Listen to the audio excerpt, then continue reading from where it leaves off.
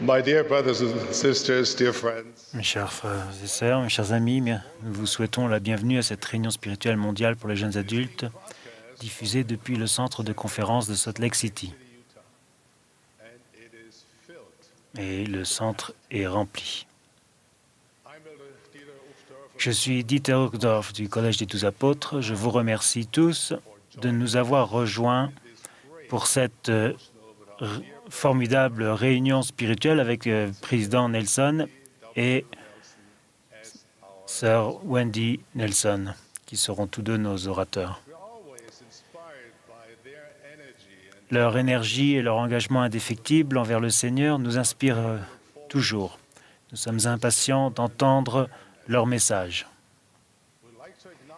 Nous notons également la présence de membres du bureau de l'éducation de l'Église, du comité exécutif de la prêtrise et de la famille et de la présidence de l'interrégion d'Utah qui sont assis avec nous sur l'estrade. Le cantique d'ouverture sera chanté par l'Assemblée. Nous chanterons tous, donc, le cantique numéro 4, « Tout au sommet des monts ». La musique sera dirigée par Elena Aburto et Brian Mathias nous accompagnera à l'orgue. Après le cantique, Joseph McKellar fera la prière d'ouverture.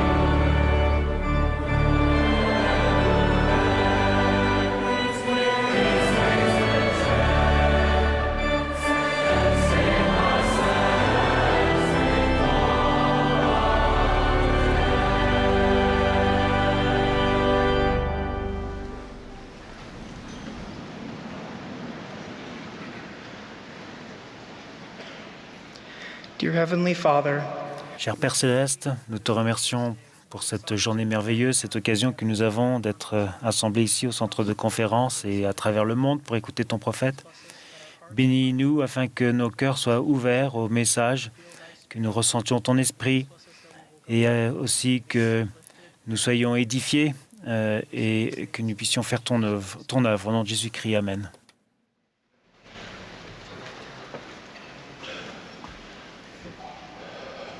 Nous allons maintenant écouter un chœur de jeunes adultes de la vallée de l'Utah qui interprétera « Israël, ton Dieu t'appelle ». Le chœur sera dirigé par Matthew Johnson, ensuite avec aussi Brian Mathias et Andrew Answorth à l'orgue. Ensuite, nous aurons le plaisir d'entendre Wendy Nelson. Russell Nelson, le président de l'Église de Jésus-Christ des Saints des Derniers Jours, sera notre dernier orateur. Après le discours du président Nelson, le chœur chantera « Mettons de l'ardeur ». Puis, ils seront dirigés par Ryan Eggert, Sir Mackenzie Taylor. Ensuite, nous fera la prière de clôture.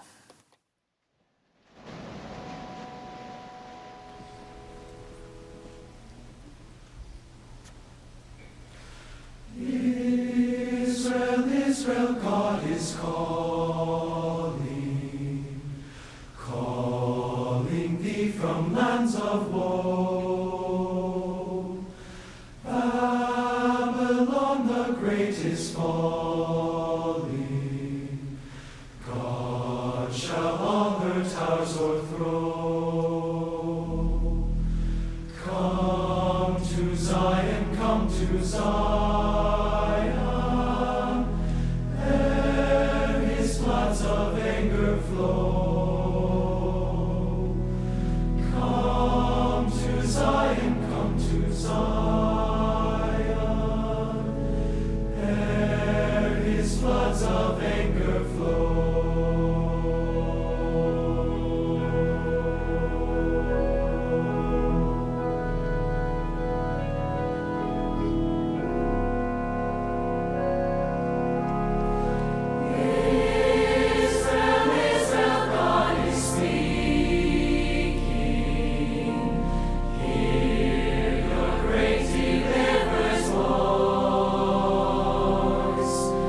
Now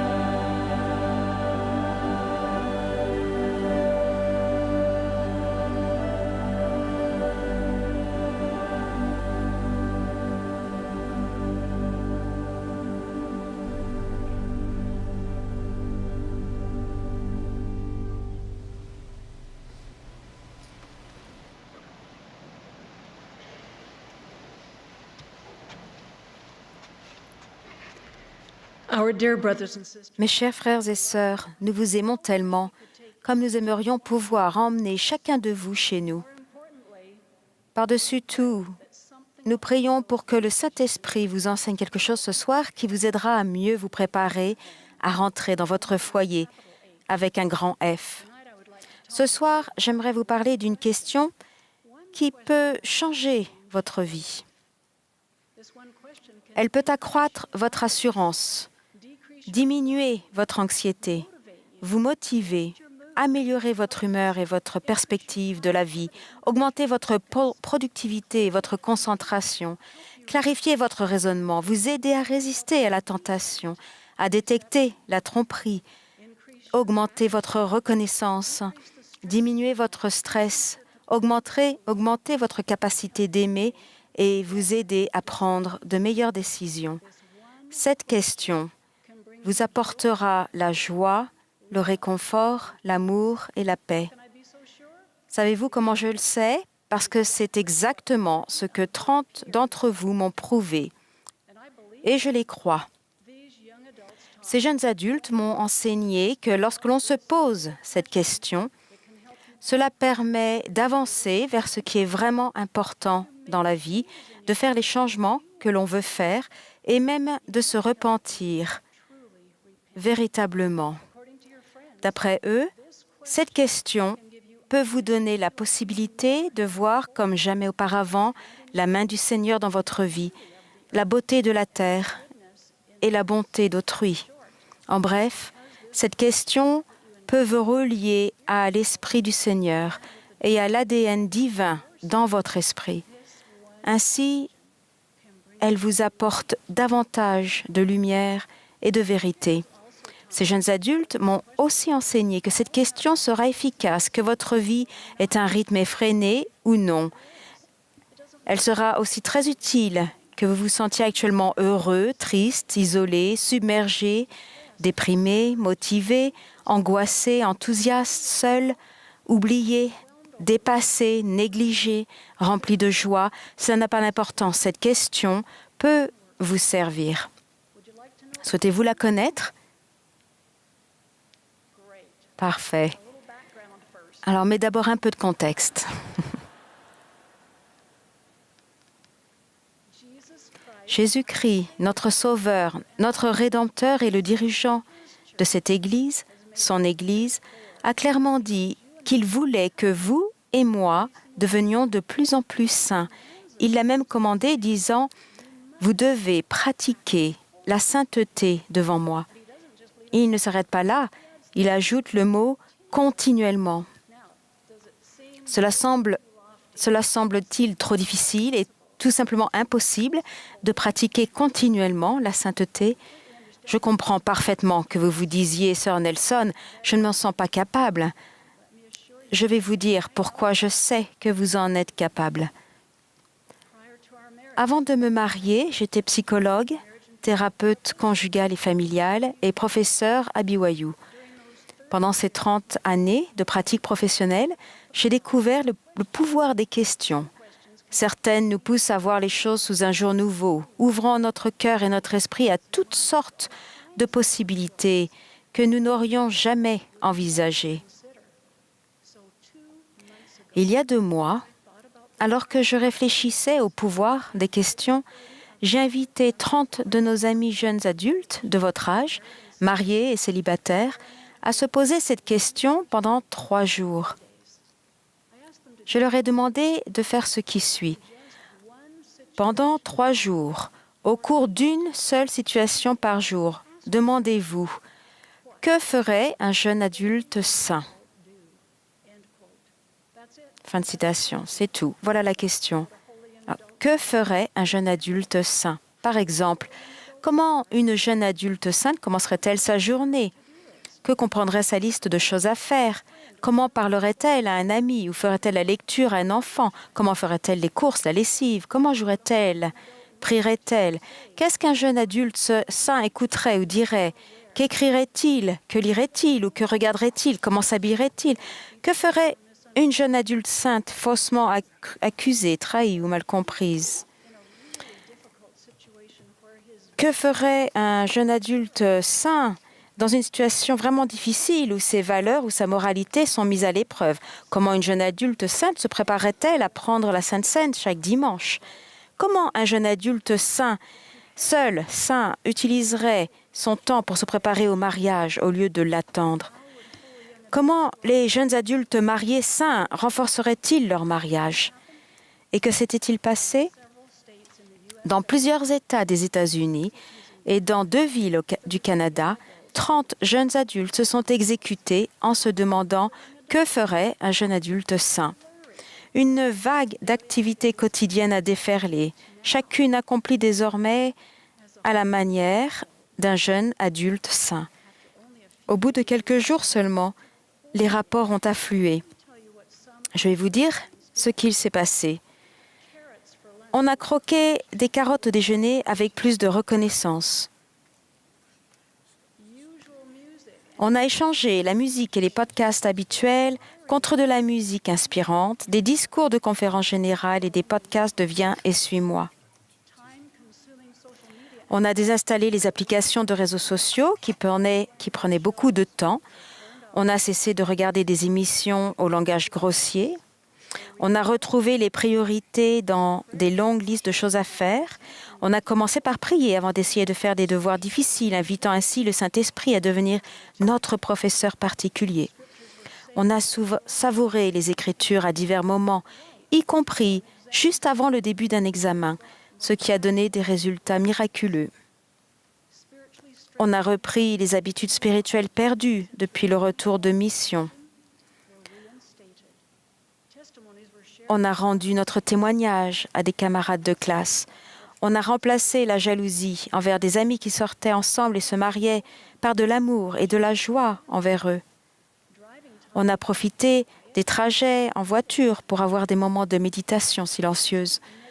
On a remplacé les pensées négatives persistantes en comptant les petites victoires et les nombreuses bénédictions. On a passé un coup de fil ou rendu visite plutôt que d'être sur nos appareils.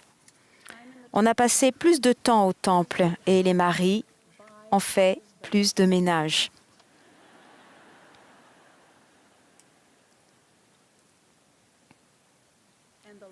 Et on a ressenti l'amour de notre Père Céleste et de Jésus-Christ en abondance. Que s'est-il passé d'autre? Un jeune adulte a découvert, ouvrez la citation, le pouvoir de son libre arbitre. Fin de citation. Elle poursuit. Quand j'ai choisi de regarder la conférence générale comme le ferait un jeune adulte saint, je ne l'ai pas fait pour plaire à qui que ce soit, ni pour contrôler la façon dont les gens me voient, mais parce que je sais que cette Église est vraie, l'Évangile est vrai. Le Seigneur a inspiré et guidé ses orateurs et ses oratrices et je voulais apprendre. Fin de citation. Une jeune adulte, toujours préoccupée à faire plaisir à tout le monde, a rapporté que son stress au travail a diminué. Elle a écrit « Cette question a complètement changé ma façon de voir les choses. J'ai acquis une assurance renouvelée parce que je me suis souvenu du sens des choses les plus importantes. J'ai appris que plus on devient saint, moins on se soucie de faire ce que tout le monde veut et plus on se soucie de faire ce que Dieu veut. » Fin de citation.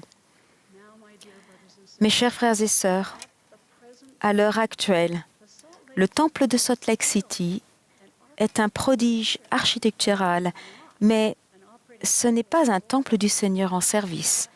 Alors qu'on effectue des travaux de stabilisation essentiels et d'importantes rénovations dans cette structure extraordinaire, le temple de Salt Lake City a été déclassé.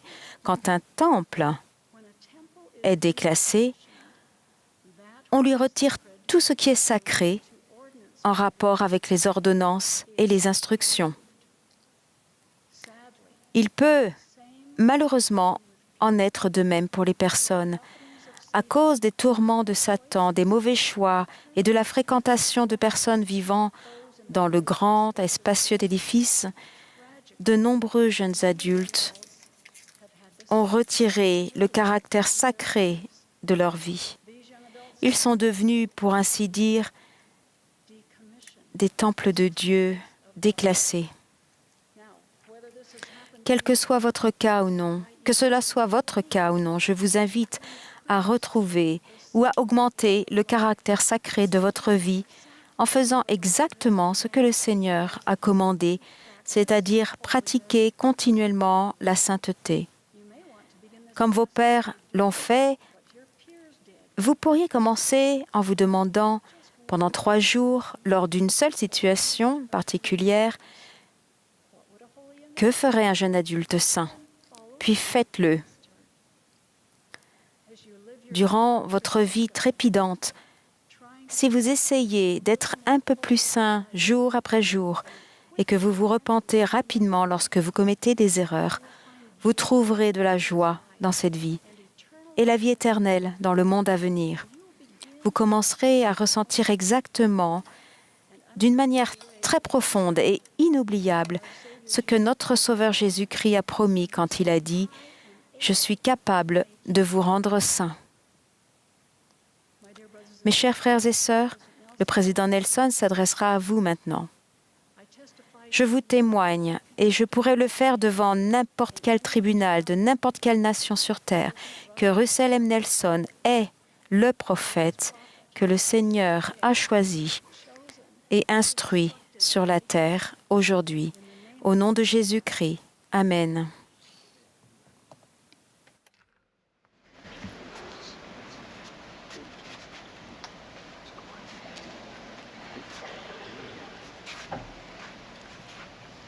My dear brothers and sisters, Mes chers frères et sœurs, Sœur Nelson et moi attendions ce soir avec impatience depuis des mois. Ma femme Wendy est une femme d'une grande foi et d'une grande sagesse. Je vous recommande ses enseignements. Comme c'est merveilleux d'être réunis avec vous à l'occasion de l'anniversaire du rétablissement de la prêtrise d'Aaron. Comme vous le savez, le 15 mai 1829, Joseph Smith, le prophète, et Oliver Cowdery se sont agenouillés dans un endroit isolé dans les bois, près de chez Joseph et Emma, à Harmony, en Pennsylvanie. Sœur Nelson et moi sommes allés dans ce bosquet d'érables à sucre. Ce bosquet est devenu sacré quand Jean-Baptiste y a conféré la prêtrise d'Aaron à Joseph Smith et à Oliver Cowdery. Plus tard, dans le même cadre géographique, Pierre, Jacques et Jean ont rétabli la prêtrise de Melchizedek. En septembre 2015, j'ai consacré ce site du rétablissement de la prêtrise. De toutes les tâches qui m'avaient été attribuées jusque-là, c'était la plus importante pour moi. Ce site commémore le rétablissement de l'autorité et des clés de la prêtrise à l'homme sur la terre. Ces clés et d'autres étaient nécessaires pour diriger l'Église rétablie de Jésus-Christ et nous permettre d'accomplir et de recevoir les ordonnances essentielles, notamment le scellement des familles pour l'éternité. Ce jour de consécration a été un moment particulier de ma vie. À présent, vous êtes à un moment particulier de votre vie. Il n'y en aura jamais d'autre tout à fait semblable. Vous établissez des priorités et définissez des modèles qui affecteront considérablement non seulement votre vie dans la condition mortelle, mais aussi votre vie éternelle. Parlons de la vie. C'est un domaine dans lequel j'ai acquis un peu d'expérience.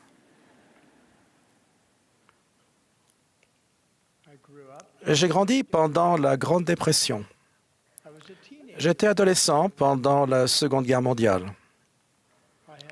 J'ai été confronté plusieurs fois à la mort. J'ai visité à plusieurs reprises 6 continents et je n'ai pas encore rencontré de peuple ou de culture que je n'ai pas trouvé inspirant.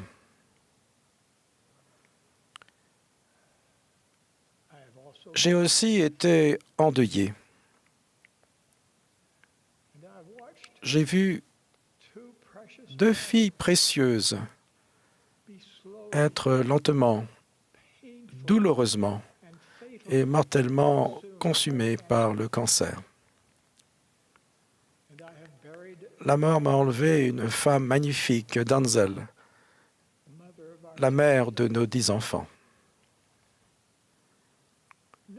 Sachant qu'il n'est pas bon que l'homme soit seul, j'ai décidé de me remarier.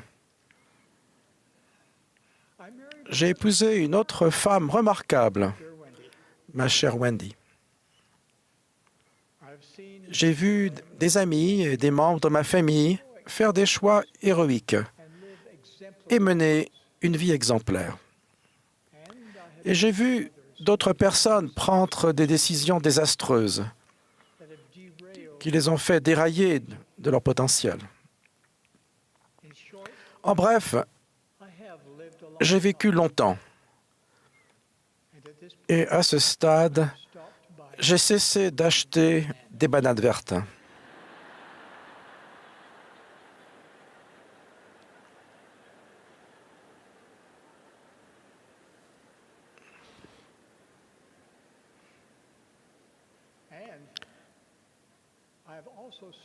J'ai aussi cessé de passer du temps à des choses qui ne comptent pas. Mais vous comptez véritablement pour moi. Et votre avenir m'importe beaucoup. Ce soir, je veux donc vous parler de votre avenir. Je suis content que vous soyez venus ce soir. Et je remercie les musiciens qui ont commencé cette réunion sur un bon air. Ce soir, j'aimerais vous parler de votre futur. Sœur Nelson et moi avons récemment assisté à l'investiture d'un président d'université. Au cours de cet événement important, j'ai pensé aux innombrables enseignants du monde entier qui se consacrent à instruire des hommes et des femmes de votre âge. L'instruction est une chose très importante. Je considère que c'est une responsabilité religieuse. La gloire de Dieu, c'est l'intelligence. Cependant, il y a une différence majeure entre les responsabilités des enseignements profanes et ma responsabilité de doyen des apôtres sur la terre. Leur tâche est de vous instruire et de vous préparer pour votre expérience mortelle, c'est-à-dire vous expliquer comment réussir dans ce que vous accomplissez sur terre. Ma responsabilité est de vous instruire et de vous préparer aussi pour votre expérience immortelle, c'est-à-dire vous expliquer comment obtenir la vie éternelle. Les enseignements des meilleures institutions d'enseignement supérieur ont des limites, parce que l'instruction profane ignore généralement 3 vérités d'une grande importance qui sont rarement abordées. Premièrement, chacun de nous va mourir. Deuxièmement, grâce à Jésus-Christ, chacun de nous ressuscitera et deviendra immortel. Et troisièmement, chacun de nous paraîtra devant Dieu au jour du jugement. Ces 3 vérités absolues doivent constituer le fondement de votre instruction spirituelle. Grâce au rétablissement de l'Évangile de Jésus-Christ dans sa plénitude, nous en savons beaucoup sur nos possibilités post-mortelles. Nous savons que la maison de notre Père a de nombreuses demeures. Nous savons que Dieu aime tellement ses enfants que, comme Dallin H. Oaks l'a enseigné, je cite, « Tous les enfants de Dieu, sauf quelques rares exceptions, obtiendront un royaume de gloire. » Fin de citation. Réfléchissez-y. Notre Père a créé des royaumes de gloire terrestres et célestes pour offrir à ses enfants un lieu glorieux. Mon but ce soir est de m'assurer que vos yeux sont grands ouverts à la vérité, que cette vie est vraiment le moment où vous pouvez décider du genre de vie que vous voulez mener pour toujours.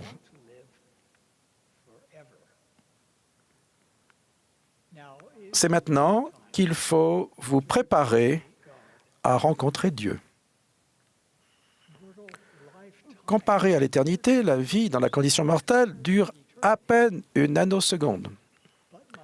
Mais mes chers frères et sœurs, comme cette nanoseconde est cruciale,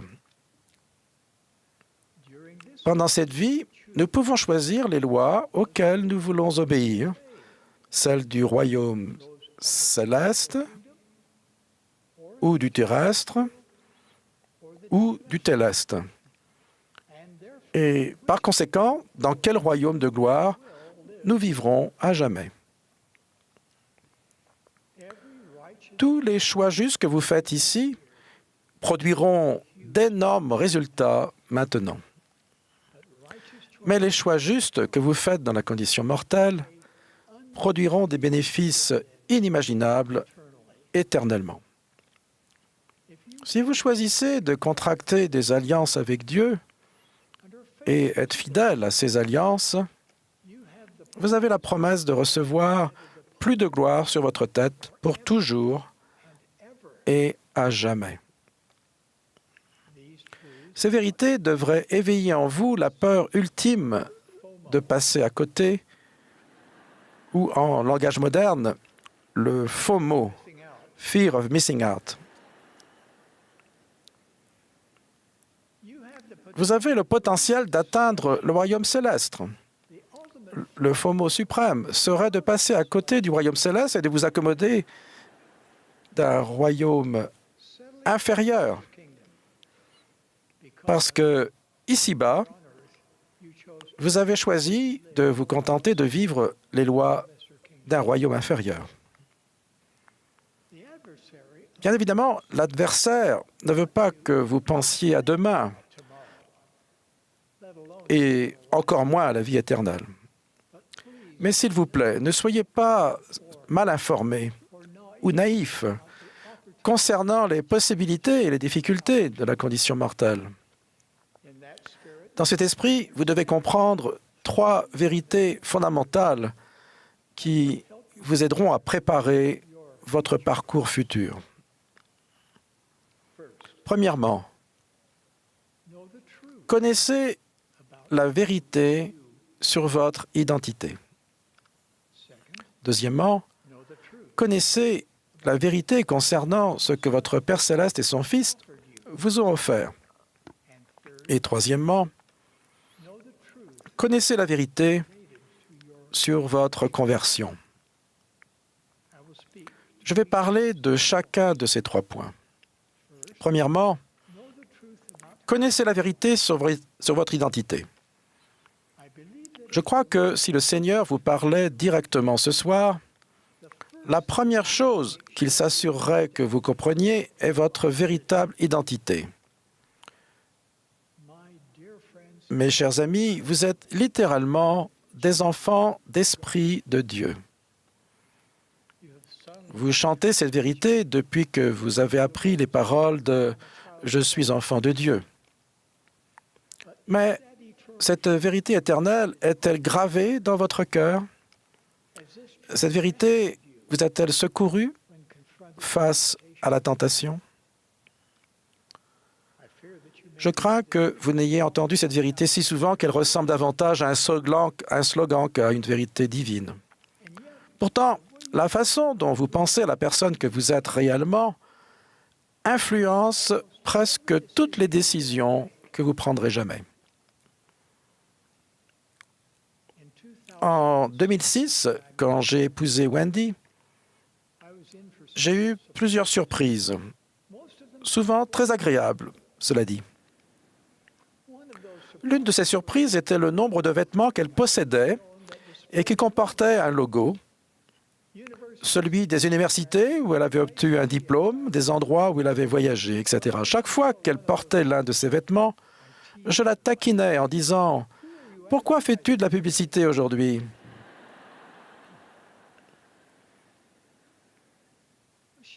Elle m'a invité à en faire autant.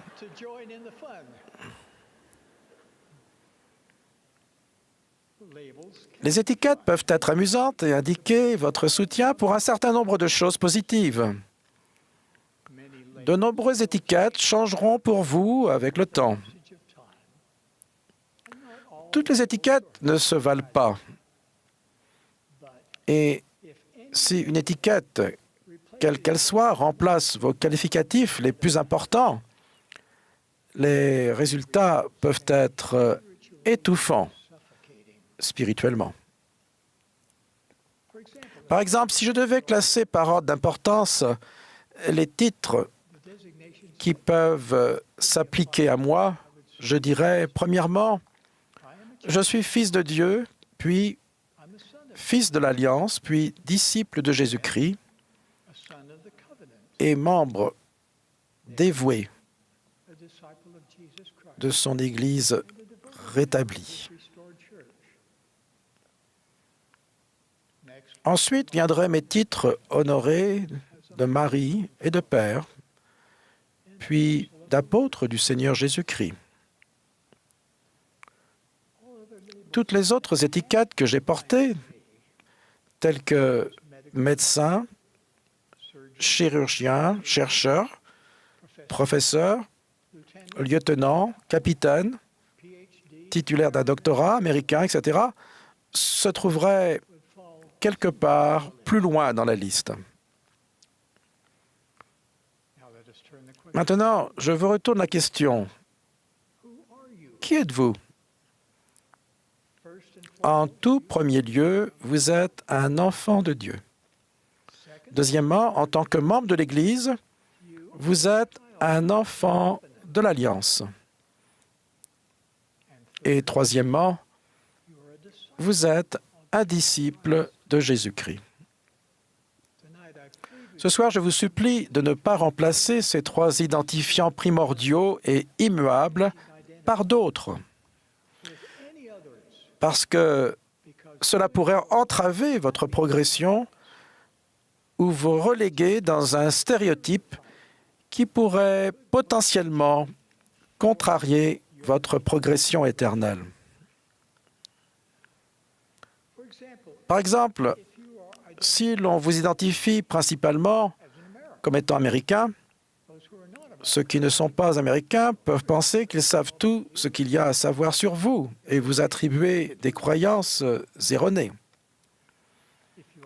Si vous vous identifiez par votre affiliation politique, vous serez instantanément considéré comme ayant certaines croyances, bien que je ne connaisse personne qui croit tout ce que son parti politique préféré accepte à un moment donné.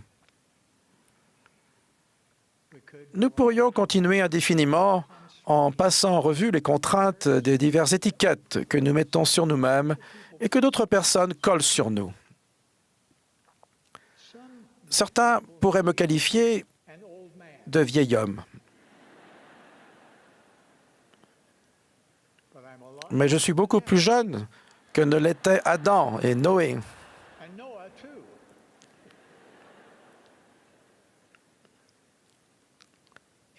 L'agisme, le racisme, le nationalisme, le sexisme et une foule d'autres ismes sont universellement limitants.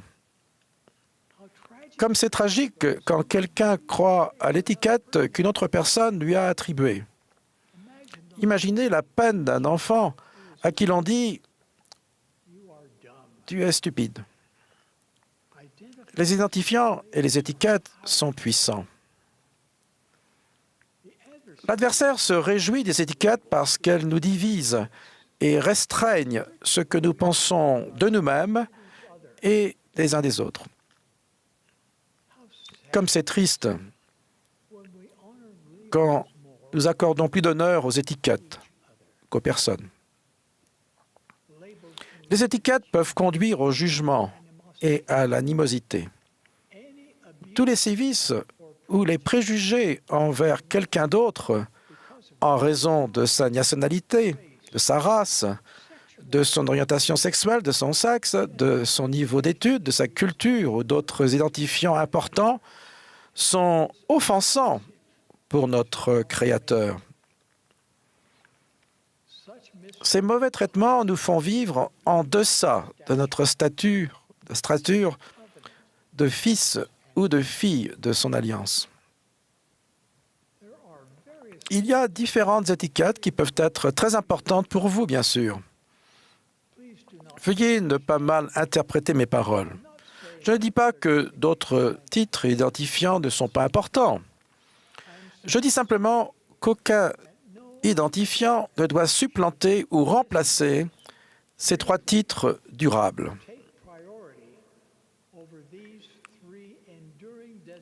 En d'autres termes, enfant de Dieu, enfant de l'Alliance et disciple de Jésus-Christ.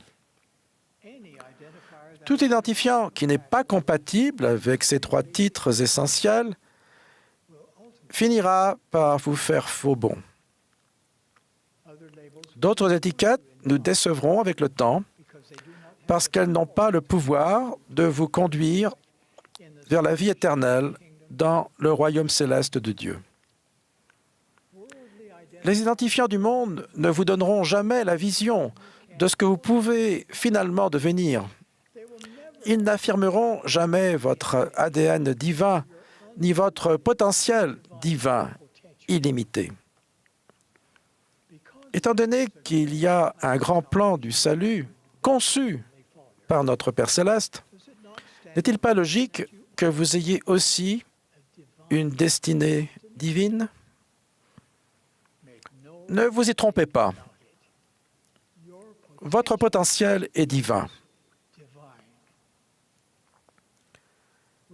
Si vous cherchez diligemment, Dieu vous donnera des aperçus de ce que vous pouvez devenir. Alors, qui êtes-vous? En tout premier lieu, vous êtes un enfant de Dieu, un enfant de l'Alliance et un disciple de Jésus-Christ. Si vous vous attachez à ces vérités, notre Père céleste vous aidera à atteindre votre but ultime de vivre éternellement en sa sainte présence. Deuxièmement, connaissez la vérité concernant ce que Dieu le Père et son Fils Jésus-Christ vous ont offert. En bref, ils vous ont tout offert. Le plan de notre Père céleste pour ses enfants nous permet de vivre là où il vit et comme il vit, et finalement de devenir de plus en plus semblable à lui. Son plan nous permet littéralement de recevoir les plus grandes bénédictions de toute l'éternité, notamment la possibilité de devenir co-héritier du Christ. Dieu connaît tout et voit tout. Dans toute l'éternité, personne ne vous connaîtra davantage ni ne se souciera plus de vous que lui. Personne ne sera jamais plus proche de vous que lui. Vous pouvez lui déverser votre cœur et lui faire confiance pour envoyer le Saint-Esprit et des anges reprendre soin de vous. Il a montré son amour suprême quand il a envoyé son Fils unique mourir pour vous, afin d'être votre Sauveur et votre Rédempteur. Par son expiation, le Seigneur Jésus-Christ a vaincu le monde. Par conséquent, il est puissant à vous purifier de toute injustice. Il vous délivrera de vos situations les plus atroces à sa manière et en son temps. Si vous allez à lui avec foi, il vous guidera, vous préservera et vous protégera. Il guérira votre cœur brisé et vous consolera dans votre détresse. Il vous donnera accès à son pouvoir et il rendra possible l'impossible dans votre vie. Jésus-Christ est la seule source durable d'espérance, de paix et de joie pour vous. Satan ne pourra jamais reproduire aucune de ces choses. et Satan ne vous aidera jamais. D'un autre côté, l'œuvre de Dieu et sa gloire sont de réaliser l'immortalité et la vie éternelle de l'homme. Dieu fera tout ce qu'il peut en dehors de ce qui va à l'encontre de votre libre arbitre pour vous aider à ne pas manquer les plus grandes bénédictions de toute l'éternité. Dieu éprouve un amour particulier pour chaque personne qui fait alliance avec lui dans les eaux du baptême. Et cet amour divin s'approfondit lorsque d'autres alliances sont contractées et respectées fidèlement. Puis, à la fin de la vie dans la condition mortelle, la réunion de chaque enfant de l'Alliance avec notre Père céleste est précieuse. Il se soucie aussi profondément que tous ces enfants aient l'occasion d'entendre la bonne nouvelle de l'Évangile rétabli. Votre Père céleste a envoyé ses enfants sur terre pendant plus de 6 millénaires. La plupart de ces personnes n'ont pas encore reçu les ordonnances qui leur permettraient d'avoir la vie éternelle. C'est pour cela que les temples sont si importants. Et c'est pour cela que le rassemblement d'Israël des deux côtés du voile est la cause la plus importante sur la terre aujourd'hui. Vous, mes chers collègues, dans cette œuvre sainte, jouez un rôle essentiel dans ce rétablissement, dans ce rassemblement. Et je vous en remercie. Cela m'amène à mon troisième et dernier point. Connaissez la vérité sur votre conversion. La vérité est que vous devez prendre en main votre conversion. Personne d'autre ne peut le faire pour vous. Je vais vous demander de réfléchir à quelques questions. Voulez-vous ressentir la paix à propos des préoccupations qui vous tourmentent actuellement? Voulez-vous mieux connaître Jésus-Christ? Voulez-vous apprendre comment son pouvoir divin peut guérir vos blessures et vos faiblesses? Voulez-vous sentir le pouvoir doux et apaisant de l'expiation de Jésus-Christ agir dans votre vie? La recherche des réponses à ces questions demandera des efforts, beaucoup d'efforts. Je vous supplie de prendre la responsabilité de votre témoignage. Travaillez-y, assumez-le, prenez-en soin. Nourrissez-le afin qu'il grandisse. Alimentez-le de vérité. Ne le polluez pas avec des fausses philosophies d'hommes et de femmes incrédules pour vous demander ensuite pourquoi il faiblit. Adonnez-vous à la prière quotidienne, sincère et humble. Nourrissez-vous des paroles des prophètes anciens et modernes. Demandez au Seigneur de vous enseigner comment mieux l'écouter. Passez plus de temps au temple et à accomplir l'œuvre de l'histoire familiale. En faisant de votre témoignage votre priorité absolue, soyez attentifs aux miracles qui se produisent dans votre vie. Si vous avez des questions, et j'espère que c'est le cas, cherchez des réponses avec le désir fervent de croire. Apprenez tout ce que vous pouvez sur l'Évangile et veillez à vous tourner vers des sources remplies de vérité pour être guidés. Nous vivons dans la dispensation où rien ne sera retenu. Ainsi, en temps utile, le Seigneur répondra à toutes nos questions. En attendant, plongez-vous dans le riche réservoir de révélations que nous avons à portée de main. Je vous promets que cela fortifiera votre témoignage, même si certaines de vos questions ne trouvent pas encore de réponse. Vos questions sincères, posées avec foi, mèneront toujours à une plus grande foi et à davantage de connaissances. Si vos amis et votre famille s'éloignent de l'Église, continuez de les aimer. Ce n'est pas à vous de juger le choix d'autrui, pas plus que vous ne méritez d'être critiqué pour votre fidélité. Maintenant, s'il vous plaît, suivez le conseil que je vous donne. Ne vous laissez pas égarer par les personnes dont les doutes sont nourris par des choses que vous ne pouvez pas voir dans leur vie. Surtout, faites voir à vos amis sceptiques à quel point vous aimez le Seigneur et son Évangile. Surprenez leur cœur qui doute par la foi qui est dans le vôtre. Si vous prenez la responsabilité de votre témoignage et le faites grandir, vous deviendrez un instrument plus puissant entre les mains du Seigneur. Vous serez inspiré par une meilleure cause, la cause de Jésus-Christ. Rien de ce qui se passe sur cette terre n'est plus important que de rassembler Israël pour lui. Dites à votre Père céleste que vous voulez aider. Demandez-lui de vous mettre au travail dans cette cause glorieuse.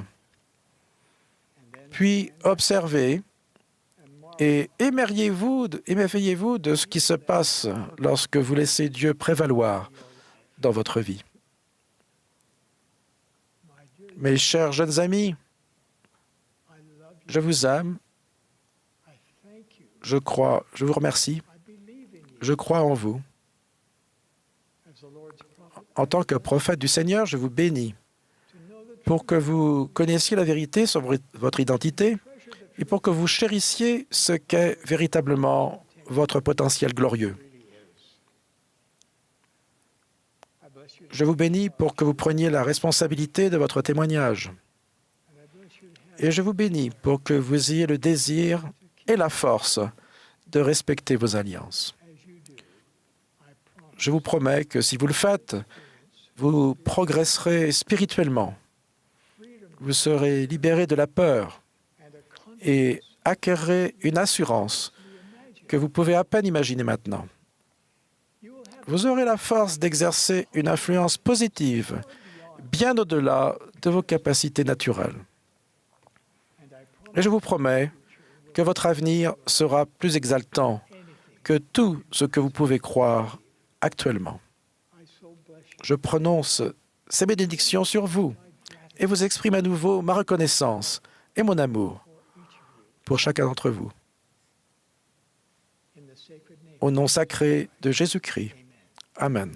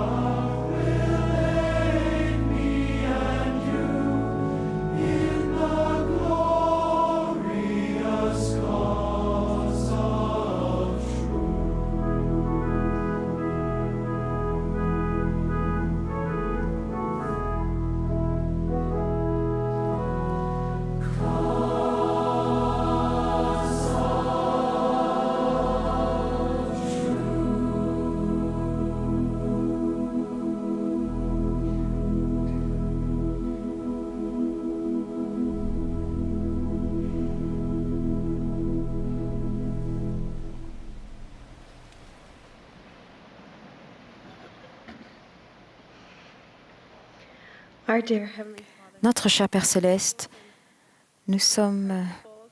notre cœur est humble et plein de reconnaissance pour cette occasion de nous rassembler aujourd'hui pour entendre la voix d'un prophète. Nous sommes reconnaissants pour le prophète président Nelson et pour Sœur Nelson et pour les paroles que nous avons entendues ce soir.